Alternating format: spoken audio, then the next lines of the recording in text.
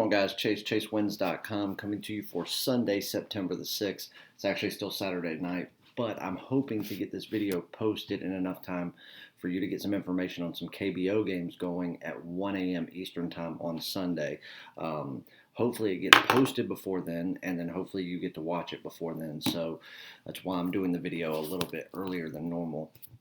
And we're going to do something a little bit different today as far as a free play. We're going to hit the NBA, as painful as that is to me right now, to actually even want to promote something NBA related. But we're also going to go over a little bit of NASCAR. Hopefully you tuned into episode 4 of the Scouting Report today, and if anybody with a functioning human brain watched that video, you should know that I was pushing you and pushing you and pushing you towards the over. And that game's still got a good ways to go, but as of right now, it looks like it's going to soar over. I mean, right now there's only 5 runs in the game, but I mean, that happened in 2 innings? So, as I told you, the Nationals hit lefties well. So make sure you're tuning into those when I post them. We should have one up for Sunday as well. People have asked me to do one involving the Cubs-Cardinals game, so I may do that. We'll just see. But anyway, can't do much of a recap just because all my games are still going on. We did drop our SMU play earlier, but that game, and I watched most of it. I didn't get to catch most of the first quarter, but did watch the rest of the way through. I mean, there was things that I liked from both sides. There were things that I disliked from both sides. One thing is, I mean, SMU looked a little bit rusty. They had their moments where they looked like themselves. But I got to say this, their defense, their coverage, when Texas State wanted to sling the ball, that coverage downfield from SMU, we all know is better than what they showed today. It's almost like they didn't expect Texas State just to come with anything. And don't get me wrong, I didn't expect them to come with very much either. But you've got to know that they're at least going to try. And they were letting them have it. Now, don't get me wrong, there was one of those catches in the end zone that Texas State made that was just, it was a great catch. Nothing you could do about it. It was one of those things where he shouldn't have caught it. It's questionable whether or not it was truly a completion, but nevertheless, fantastic play. That aside, the coverage just wasn't there. They were doing good up front. Well, I should say they were doing decent up front. And the offense was there.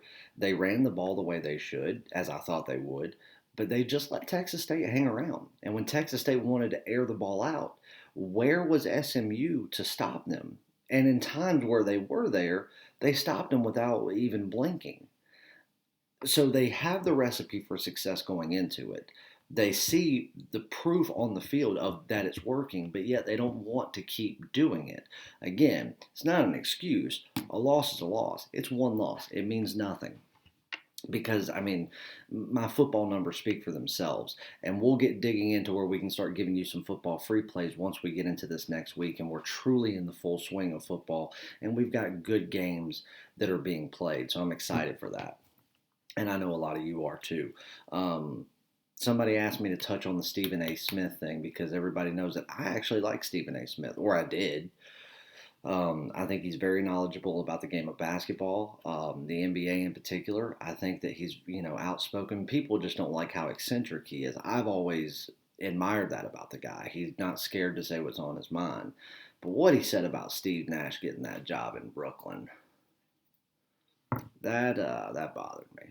And listen, the whole white privilege thing that's going around, that term, it's a trend, it's a fad, it's the cool thing to say now. If it were true, then I wouldn't have grown up the way I did. So you can say that you think that it exists. It doesn't. Rich privilege exists, but not white privilege. So, and especially in the world of sports, in the NBA, no, I'm sorry, but the NBA wouldn't know white privilege if it slapped him in the face. Neither would Stephen A. Smith and his $8 million a year salary. What is he? Isn't he the highest paid personality, the highest paid TV personality at ESPN? Maybe Scott Van Pelt might be a little bit higher. But Scott Van Pelt's also a veteran of ESPN. So, but Stephen A. may actually be higher than him. I don't know. Doesn't matter. But he's saying that, he's a good hire, he'll do great things, but he only got the job because of white privilege. Give me a fucking break. First of all, I can think of a handful of people that got their coaching jobs in the same fashion that he did. I'd have to go and look. I know for a fact Doc Rivers did. Who's another one? Jason Kidd, I believe, got his job the same way. Isaiah Thomas. That stupid bastard. You guys know I've never liked Isaiah Thomas from his days at Detroit against Jordan, so on and so forth. But, I mean, they all got their jobs the same way. Where's the white privilege there?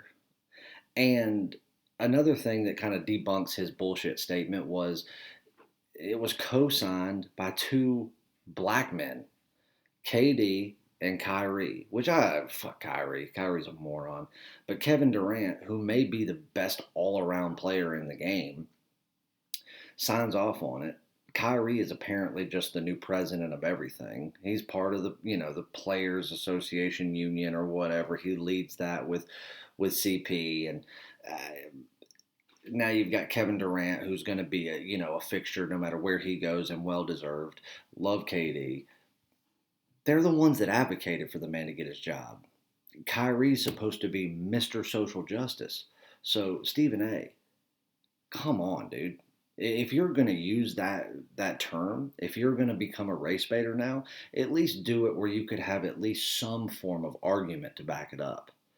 In this one, you just look like a bigot. That's all you look like. So for that statement, fuck you, Stephen A. Maybe you and Jamil Hill could go have a baby and it would turn out to be another baby LeBron. You can all fight the invisible injustices that involve the world of sports.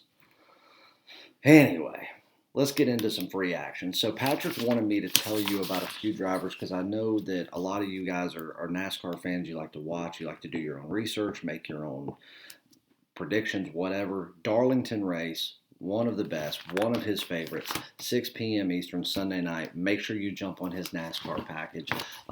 Plays will be released no later than 3 p.m. Eastern time. Head-to-heads, race winner predictions, everything. But he tells me that he wants you guys to pay attention to a few drivers. One of them is the driver that he picked at the very beginning of the season to win it all this year was Denny Hamlin. Right now, he's probably the best amongst all active drivers at Darlington. 9 top 5 finishes out of the last 16 races, 10 top 5 finishes overall, multiple wins. Kevin Harvick right now is probably the most aggressive at Darlington. I think you guys could go back and see that from earlier in the season. Eric Jones is probably one of the most valuable long shots, he says, at 40-1 because at right now, he's actually the fastest current driver at Darlington. Not the best overall, not the most laps led, but here in recent, going off of recent races, the last handful, he has had the fastest car. So at 40-1 odds, it's worth, piss away money just to get those kind of odds for somebody that if he conserves tires and, drives smart, he could be in the thick of things come the last 25 laps. Kyle Busch, he is the sleeping giant, obviously. Somebody you don't want to mess with. Hasn't had a win, and now he's going into the playoffs where he's still sitting pretty, and a win would skyrocket him right to the front of the conversation for another championship. So you never want to count him out. At this point, Patrick flat out told me, he said, you'd be stupid not to have money on Kyle Busch every single week until he wins a race. The odds are going to be good enough to do it, and it is most certainly not going to be a waste of money. And then he said with Chase Elliott winning the pole, last race that Denny Hamlin won, which I think that was the one he actually had Denny Hamlin winning. But had it not been for Kyle Busch bumping him there at the end, it would have actually been a win by Chase Elliott. And he's got the pole, so we know that he knows how to run the track. He's got the ability to do it. And I think if he stays out of trouble, Patrick thinks that Chase Elliott could be right there in the thick of it on Sunday as well. And as far as someone who knows how to save tires, which is one of the biggest things about this track is saving tires, Denny Hamlin's still your guy. Denny Hamlin, if you go back and look at all of his Darlington stuff, he always starts out slow. He's in the middle or the back of the pack for probably the first 25 to 50 laps. He's conserving tires. He's conserving pit stops because that way he usually gets an extra pit stop where he gets the go-ahead towards the end of the race while everybody else is still out there. And then come the end of the race, he's sitting on 2-3 lap better tires than the majority of the field. It's what makes him special. That's why he's got Denny Hamlin to win it all this year. That's why we've won, 3 or 4 races this year as Denny Hamlin, the projected winner of the race. So make sure you pay attention to him. But the official race card will be out no later than 3 p.m. Eastern Time. It is $40 if you want the card, or if you are on an all-access membership, you already get it. Now, let's talk about some KBO real quick. Hopefully we can get this video out in time. There's a lot of value on the board today. A little bit steep lines, but I want to look at these pitching matchups, and I'm going to tell you where I see some value at, because we're ticking towards the end of KBO here. And let's pull this up.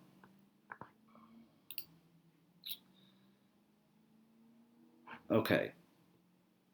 So you've got a couple of one doubleheader today, the Dinos and the Lions, one at 1 a.m., one at 4 a.m. Both of them could potentially hit rain. So those games may end up getting called off. If they get called off, they will be canceled.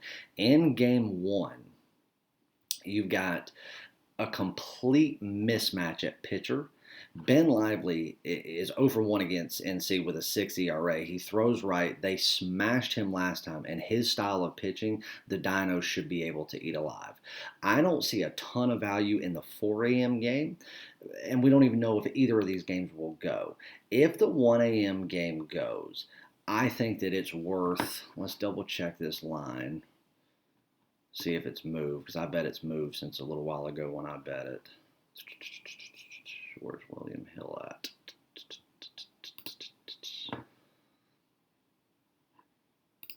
But I think a 1 a.m. small wager on NC just because of the mismatch in pitching. And Samsung has no bullpen. None.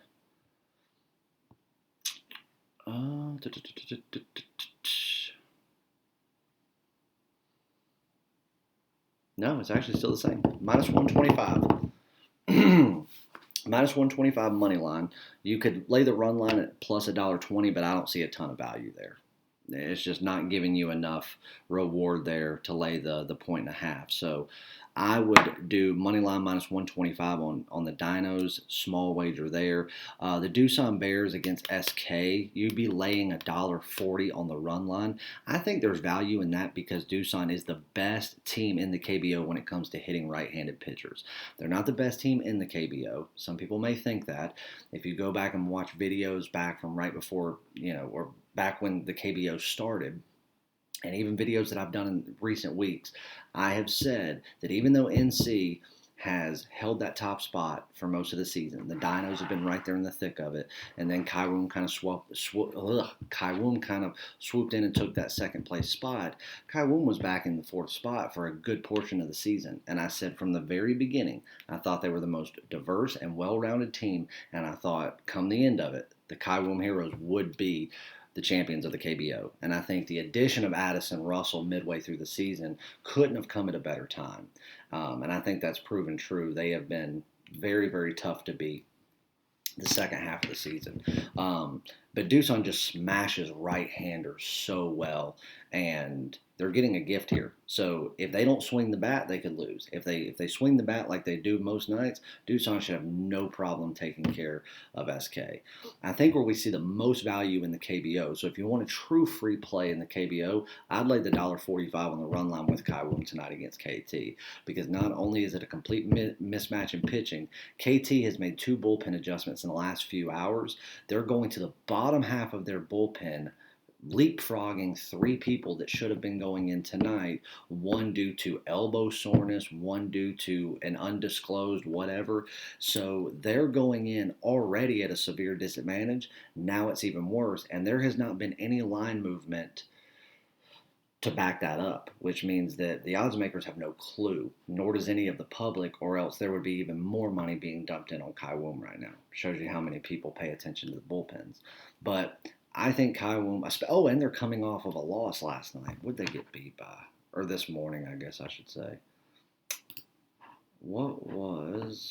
I think they got beat pretty bad.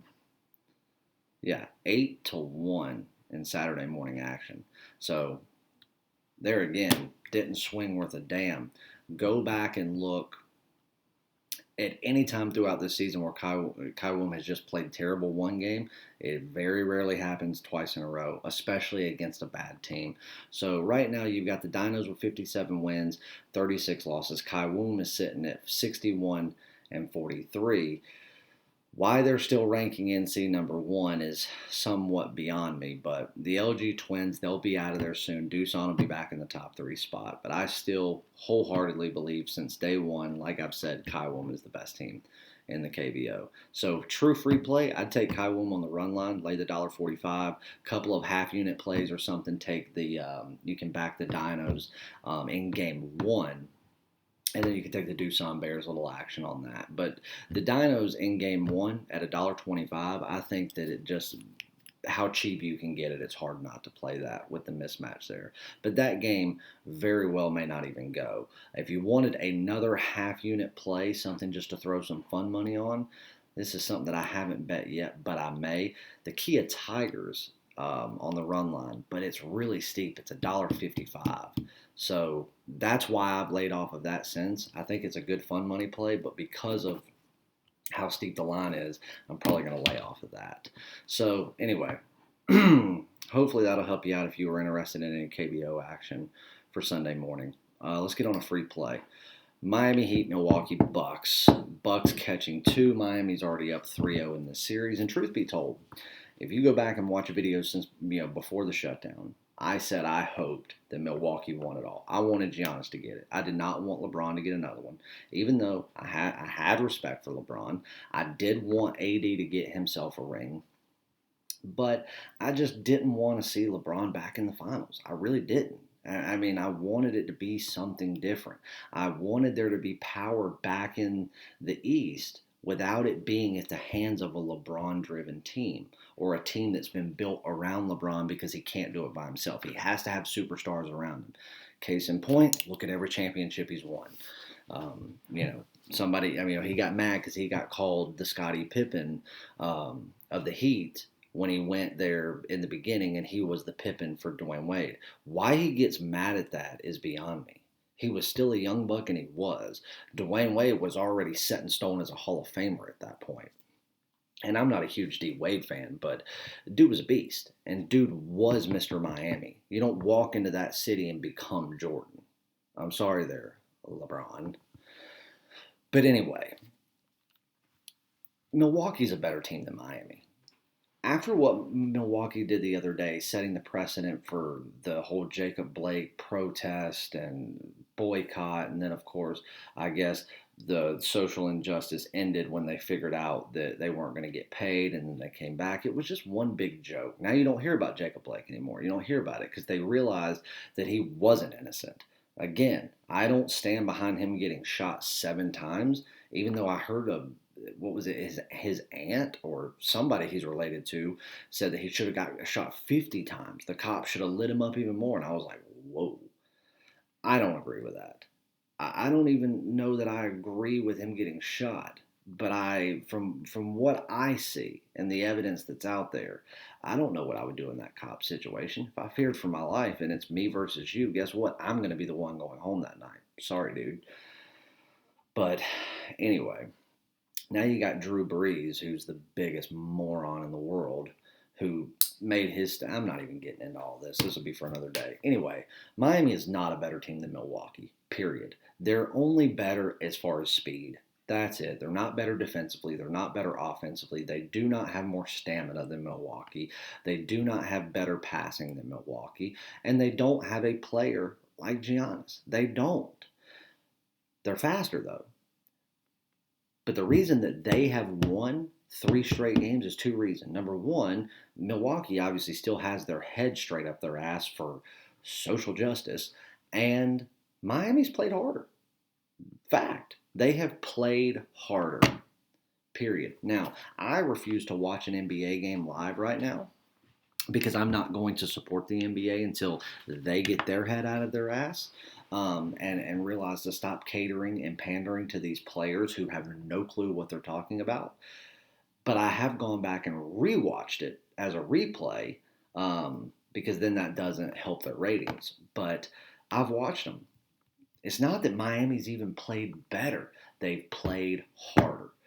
From buzzer to buzzer, they've played harder, and they have no distractions. They don't have the distractions like LA has, like Milwaukee has. So, truth be told, because of that, I hope Miami wins this series. I really do, because of what Milwaukee did last week. I don't want to see them in the finals. I don't want to see them advance, and I most certainly do not want to see the Lakers in it now. But the media, they're going to push for LeBron to be in it. After they got waxed by Houston the other day, they will figure out a way to get LeBron in the finals because that is the only prayer that they have for them to have anyone tune into it. Without it, I mean, there's going to be more people tuning into an episode of Nightline, and I don't even know if that show still comes on anymore. Milwaukee is the better team, period. It's going to be very hard for them to come back from a 3-0 deficit with as hard as Butler and Miami are playing right now. And I hope Miami takes it. I just hope it takes them one more game because if you look at all the numbers and you look at the way the games have gone and you look at the talent gap and you look at what's on the line, truth be told, the line should be Bucks minus 4.5 in my eyes, not catching 2. So I'm going to take those 2 points. I'm going to stick them in my pocket, and I'm going to back the Milwaukee Bucks. I may regret it later, but I can't ignore the numbers. I can't. There's nothing justifying other than the fact that Miami is up 3-0 and the fact that they've played harder. Now, if they come out and play harder than the Bucks again, series is over. Miami's taking it. And I still think that Miami can take it. But all the Bucks have to do is come out and play like themselves tomorrow, and we see a complete shift, completely different ending. And I think the Bucks could take a decisive win. Doesn't mean that they'll come back from a 3-0 deficit, and I hope they don't. But I do hope that it gets pushed off one more game because I've got to follow the numbers here. And, if I lose this play, I lose it. And I'll say sorry and we'll move on. But I just can't ignore the numbers. And you're not going to put any numbers in my face that tell me that Miami is the pick other than they've played harder. And I cannot sit there and assume that they're going to do it with Giannis, who I think is, besides Luka right now, the most determined player in all of basketball pre-boycott. In Giannis, I think that he's going to come out there and give it all he's got, and I think it makes for a Milwaukee Bucks win as an underdog. So give me the Bucks +2. Make sure you sign up for a package. The football packages that are on sale for 50% off go back to normal price at midnight on Sunday. The All Access package for 1 year goes back to normal price at midnight on Sunday, and the month pass that's on sale also goes back to normal price at midnight on Sunday. So any of the discounts you want, make sure you get it then or else you will miss out. I love you guys. Shoot me an email, chase@chasewins.com if you have any questions. And go to chasewins.com, sign up for a winning package with the MLB King. And let's finish out MLB strong, guys, as we always do. I don't think I don't think I have to keep going over the numbers. All it does is piss my haters off because they get mad they can't do it. And let's round out these 3 sports: baseball, basketball, and hockey. Let's kick football off strong, and let's get ready to redo these sports all over again. I love you guys, and I'll see you back for another Labor Day video on Monday. See ya.